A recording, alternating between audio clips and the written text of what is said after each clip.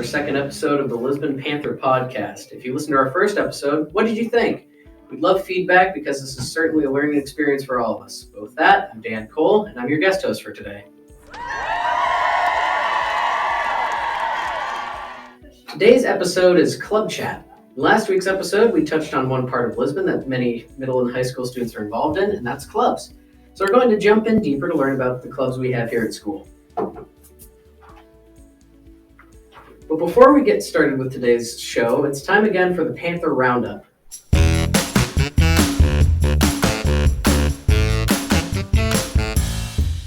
This is where we fill you in on what's happening this week in school and the area. If you know of any local events that our listeners might be interested in, you can reply in the comments. We'll start with the basketball roundup. The middle school boys ended their season in Haverhill last week. Coach Burke is very proud of how much the boys have improved throughout the season. Last week's varsity games against Linwood gave both Panther teams a win. Boys got their first team win against a really strong Lumberjack team.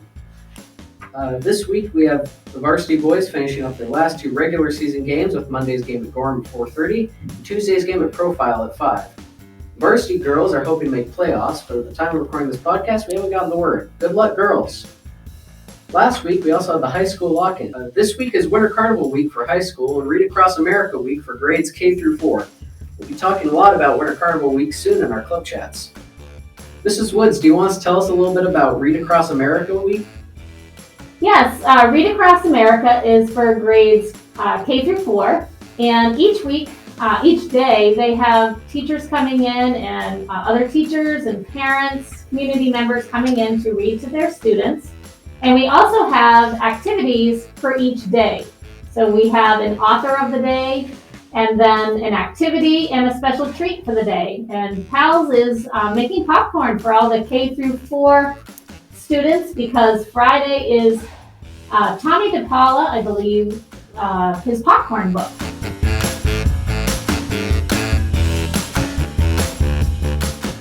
Now back to today's episode. I'll let today's guests introduce themselves and let us know what clubs they're part of.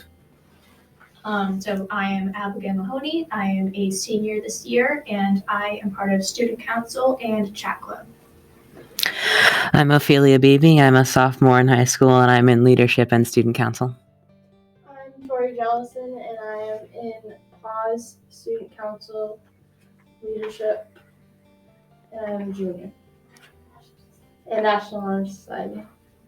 I am Meredith in 8th grade, and I'm in National Junior Honor Society, Yalta, and Middle School Council. I'm Jacob Houghton, 8th grade, and I'm a part of Youth Leadership and Student Council. Hi, I'm Bailey Clark in 8th grade. I'm part of Youth Leadership, Student Council, and National Junior Honor Society. And my name is Dan Cole. I'm in 12th grade and I'm part of academic team. So there are 3 clubs in middle school: Student Council, Middle School Leadership, and National Junior Honor Society. Let's start with the Student Council. Bailey, Jake, and Meredith came today as a team. So who would like to start us off by telling us about what Middle School Student Council does? Middle School Student Council is run by Miss Houghton, and it takes place every other Thursday. And you have to sign up and then write like a essay thing to be inducted into it. Do you vote? Do you get voted in? Yeah. We were supposed to, but Usually the class votes you in, and we do different activities for middle school, and we plan trips and do fundraisers. We go to the movies a lot, Winter Carnival and stuff. Are you guys gonna have a dance this year? No, because of COVID. All right, can you tell us a little bit about middle school leadership? Miss Blaze, your advisor, isn't she? Yes. yes. What are some of the things that middle school leadership does? Like, what are some of the activities that it sponsors? This year we tried to plan a dance for the middle school, and we did, but a lot of things were regulated because of COVID, so we had to wear masks and try to social distance. But we did end up having the dance as best we could. We played games because we couldn't really dance with COVID. We had to stay 6 feet apart. So we played limbo. We did a freeze dance competition. And musical chairs. And if you came in first place and second place, you got a bag of candy. And then there was a snack table and music. There was also card games in the times where we had to wait until there was another activity. Then what about National Junior Honor Society? Would you mind telling us a little bit about what NJHS is about? Its new advisor is Miss Woods, and we plan activities for the younger grades, like field days, and we'll set up obstacle courses and different activities for them to do. Thank you, Bailey, Jake, and Meredith. But with that, let's move on to high school clubs.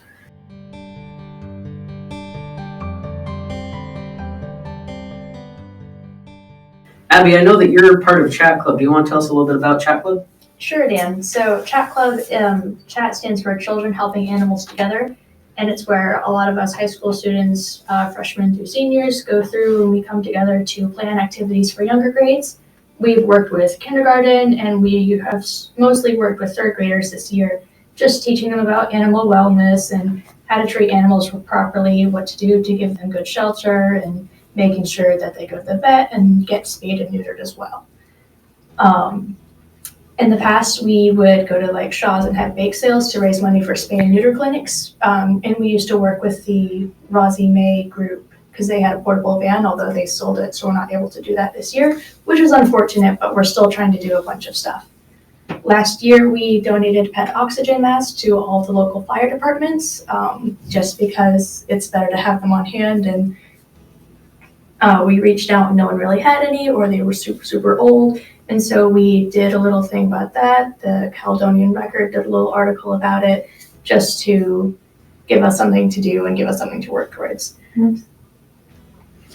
All right, and then Tori, I also know that you're part of a few clubs, but to start, would you mind telling us just a little bit about Pause? So Pause, it stands for Panther Adventure Wilderness Society. We're the outdoors club at Lisbon. We do a lot of conservation work. We work with New Hampshire Fish and Game to do trout stalking and pheasant stalking. We just got back from a trip we took to Jay Peak where we went downhill skiing and cross-country skiing. Our numbers have recently been down. We're down to 5 students, so we're really looking for people that want to join. We do a lot of outdoor stuff again, and if you're looking to do that, Mr. Sperchi is our advisor currently, so if you would like to join Pause, you can reach out to him or Pause members. Our applications go out in the spring, and you'll be inducted in as a vote through the club, and we often have very few people that have been turned away, so we really like to get our numbers up if that's something you'd be interested in. All right, and what about National Honor Society? Would you mind telling us a little bit about NHS as well, Tori? And so we donate our time to the school and the local community.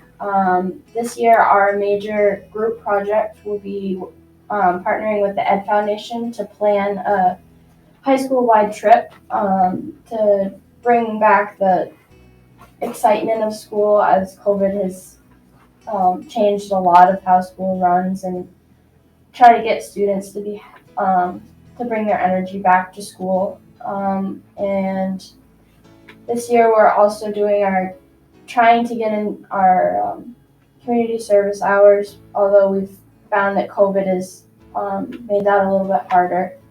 We're doing a blood drive with the flour mill this year, and we would really like ideas about how to do our group project. If you guys have any ideas, you can email any of the members, Kendall Clark, Kylie Hill, me, as well as Destiny Hudson, and we'd really like your input, and teachers as well are in on it. Then finally, what about Yearbook Club, Tori? Could you tell us a little bit about the 2022 yearbook and what the Yearbook Club has for responsibilities as far as that goes? So yearbook is run by Mrs. Woods, and anyone can join. We plan the yearbook, take pictures, and organize the yearbook. We do the themes. This year's theme is "This Is Us." So our cover this year is our school. We had it. Mrs. Woods did a really good job of our. The school is like a watercolor-ish covering, and we really wanted to frame it around what we do. Like, this is our school, especially with COVID and everything has changed, but there's still things that have stayed the same. And we really tried to focus on that this year. And so if you guys want your yearbooks, we try to get them sold before February vacation. So you also save some money, which is always a good thing. So yeah, if you want to join Yearbook, we'll always take your help and ideas. Great, thanks, Tori.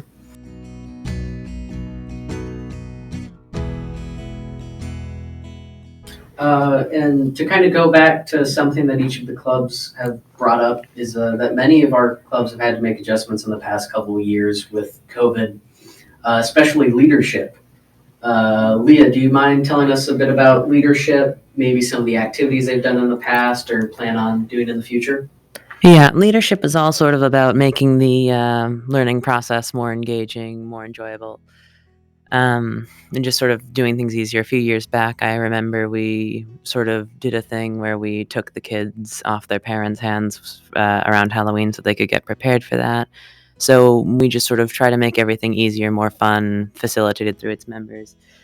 This year, we hosted an assembly to raise awareness about drug driving. We had a few guests and just some activities where we had goggles that impaired vision and made it look like somebody who is under the influence of drugs or alcohol. So leadership is also working on a sock drive. So we're working with National Honor Society as well, and we're trying to get a collection of socks to donate to the local homeless shelters or those who are in need, as many people know that socks are the most needed thing, a requested item from homeless shelters. So that was something we were also working on. All right. Thank you guys for taking a minute to talk about your own clubs, but I'm going to take this little opportunity to chat about academic team. Academic team is run by Miss Gadapy, and it's kind of a reserved seat thing. We have currently 10 members, and most of those consist of a few freshmen, junior, and sophomores, with only like 2 seniors, me and Mason Langmaid. But Miss Gadapy is always looking for new members to kind of fill up all 15 seats that she has available, just so that she has constant fresh faces. Most of what we do is we spend most of our time nowadays kind of practicing being asked questions and trying to guess the answers. It's kind of like a really big game of Jeopardy. It's pretty fun. We have practice every Tuesday at 7:00. And so far we've had 2 or 3 matches against Profile's academic team. We lost one, but we've won 2 of them so far. And as far as I know, it's open to anyone in high school to join. You really just need to ask Miss Gadapy about it. Sometimes she'll come up to you and ask you about it. But that's really all I have to say about academic team. This year it's been virtual, right? Yes, it has been virtual, which I didn't join academic team before it was virtual. I was part of it. I joined it junior year. But from people who were part of academic team beforehand, they were able to kind of go out and do these practices in person.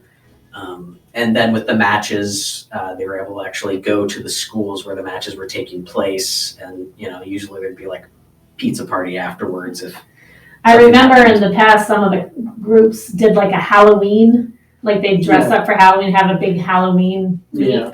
Yeah, we're not so much able to do like the whole dressing up thing, Right. but with holidays we are still kind of able to do like festive themed questions, which prove their own challenge, especially if it's like Christmas. I remember we had issues with the Christmas questions, but they were still fun to kind of answer. You learn little tidbits of information while also competing in trivia, which is fun. But finally, we do have a few members of student council here, so I'll pass it over to you, Abby, Leah, and Tori, to kind of tell us about what your club's responsibilities and activities are.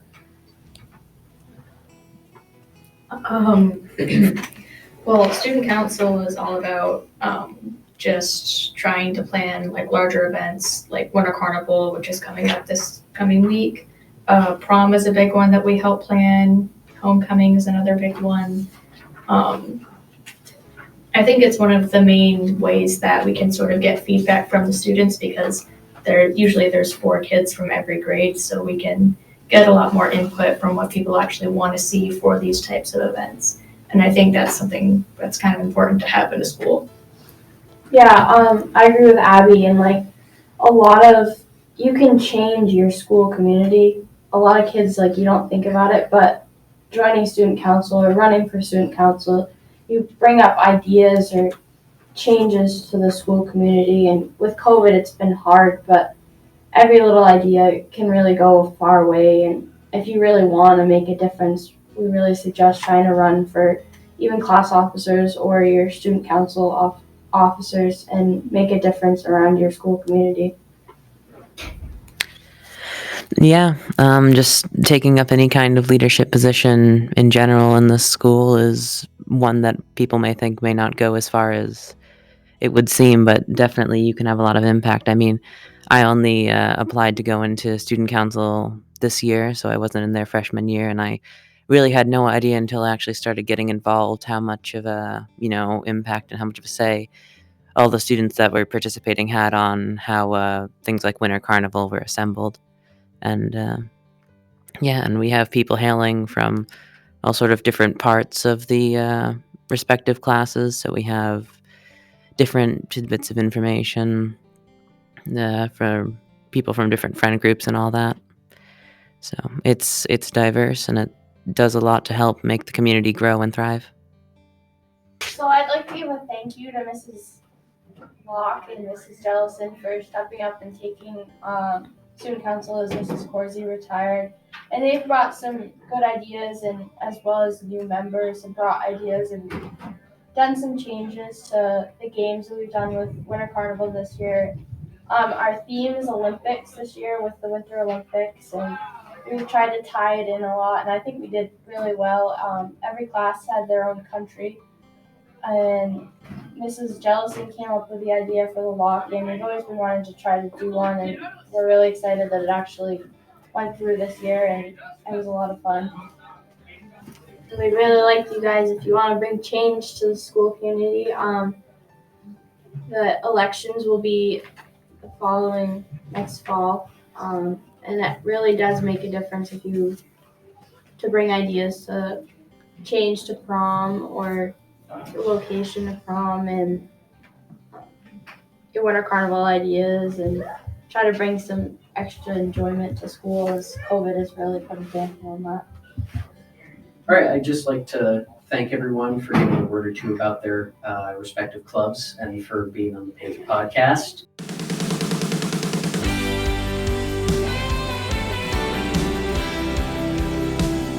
Next week's episode will be all about internet safety and how the 7th graders have learned to be responsible digital citizens. Remember, episodes are released every Monday. However, after next week's episodes, we are on vacation, so Monday, March 7th, there won't be an episode. We'd also like to thank the Lisbon Education Foundation for purchasing some of the equipment for our podcast. If you'd like to donate to the Education Foundation, you can find information on the school's website. But with that, my name's Dan. I'm glad you could join us, and thanks for listening to today's episode. Bye. Au revoir.